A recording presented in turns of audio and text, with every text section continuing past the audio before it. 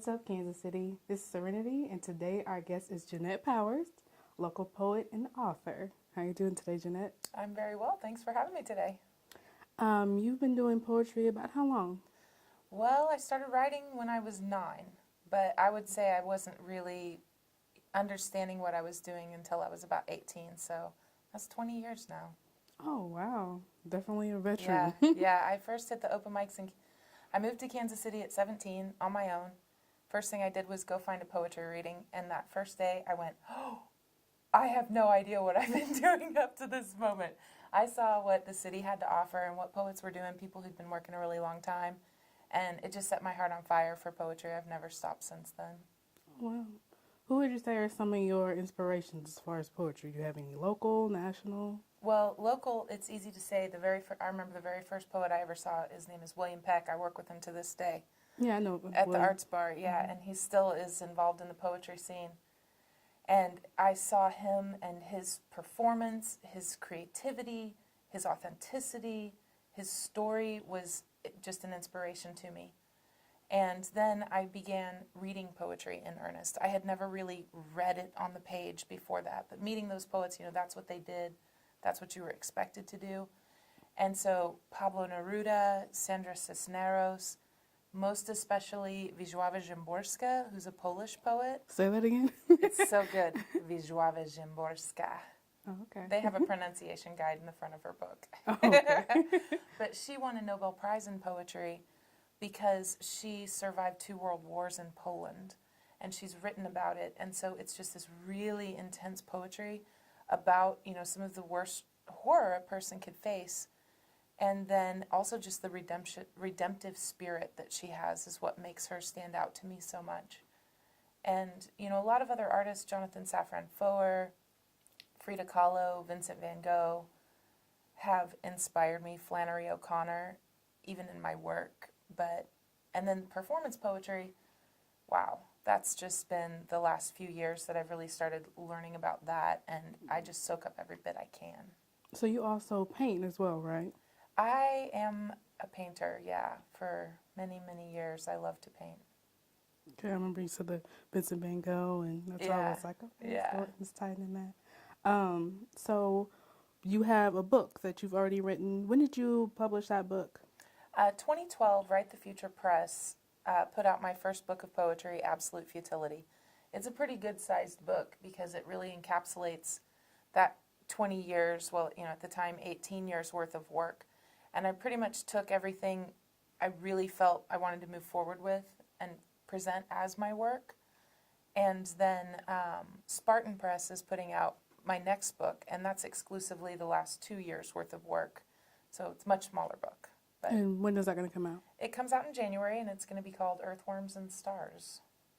Okay. What is the name of the previous book? Absolute Futility came out in 2012. Okay. And they sell that at Prospero's? Prospero's Books has it. Yes, that's right.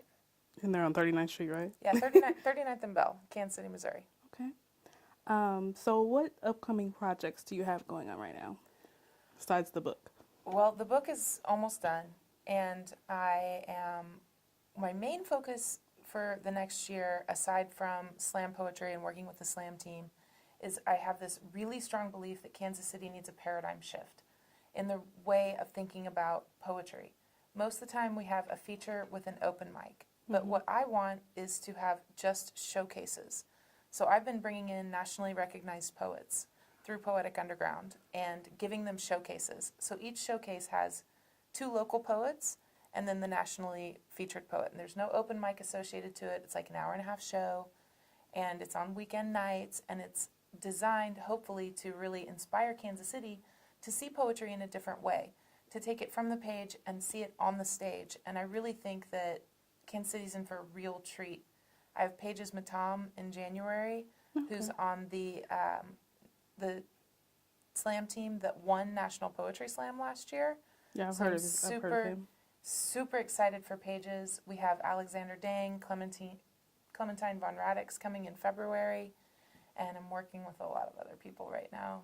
So you've already had one of those events previously. Who did you bring the last time? Deontay Oseyande came out in June, and that was our first Pound Presents event. And it was very successful. It was wonderful meeting him. He does a lot. He's ranked really high in slam poetry competitions.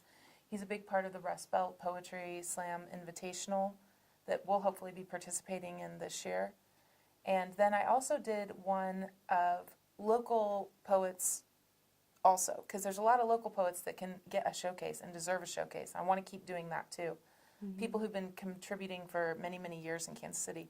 So Jose Faust, Jason Reberg, Iris Applequist, a number of other poets were on that, and I want to keep doing those as well. Okay. So you made the Kansas City PSI Slam Team? I did. Yes, I did. Tell us a little bit about that experience and what happens now. I went to National Poetry Slam in Oakland last year, and it literally changed my life. I didn't really consider doing slam poetry before that.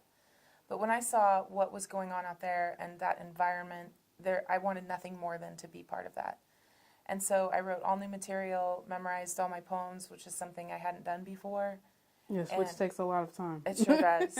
It sure does. And began performing and practicing. And so the next year, Jen Harris actually runs this Pound Slam here in Kansas City. And so what she's got planned for us in December 3rd is Fayetteville, Arkansas's team is coming up to have a competition against Kansas City's team. We're going to Omaha in December, most likely St. Louis in January, back to Fayetteville in March, maybe bringing some people here for a number of team competition that really looks like a bout you would see at National Poetry Slam. Mm-hmm. And then Women of the World is in March, and Southern Fried Slam is definitely something we'll do. And then the big deal is, of course, in August in Oakland, California, is National Poetry Slam 26th Annual. So you do a lot of work with the Arts Bar. So you want to explain a little bit to the people what exactly is the Arts Bar? Where is it located? I am the general manager and the booking agent for the Uptown Arts Bar at 3611 Broadway.